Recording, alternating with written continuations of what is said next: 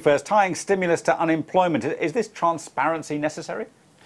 I think it's helpful, actually, and it's not something that was gone unnoticed elsewhere, with Mark Carney, the next Bank of England governor, also talking about the risk of, or the possibility to target nominal GDP instead of just inflation. But yeah, I think it's helpful. If they're not explicitly targeting unemployment, people will speculate that, well, they don't start tightening policy until unemployment's started to go below a certain threshold, so people would have expected them to look at it anyway.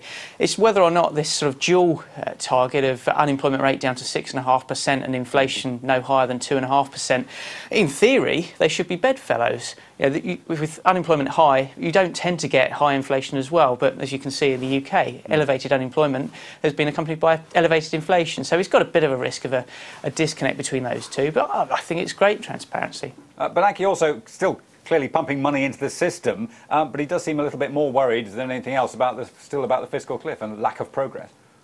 So he should be. You know, if the talks fail and we get 3 or 4% of GDP of fiscal tightening, that's going to be a massive, massive drag on economic growth, and monetary policy can do nothing to change that. Even if we get a compromise and it's just 1% of GDP of fiscal tightening, that's roughly what the UK has gone through and on average through the Eurozone, and that will make it very hard for growth to be anywhere near the sort of 2% that the consensus is assuming over the coming year.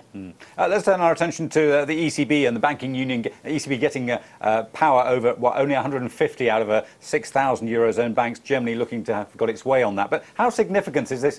Just an agreement of any sort to move forward? Yeah. Well, I think it's sensible to try and target 6,000 banks. Would be a massive, massive manpower operation and cost a fortune. So it's sensible to keep it to a smaller number.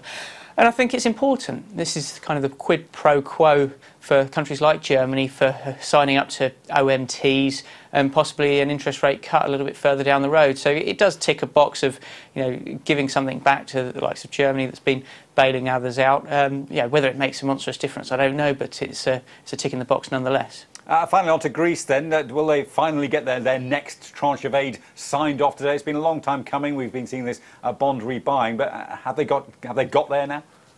I think they have. I think it'd be absolutely absurd for them to not get it. You know, all the politicians working through the night till 4 a.m, signing all these agreements off, maintaining market sentiment, then all of a sudden to not give Greece the money and give away all the boost to confidence that the markets had. So I think it's a given that they get it.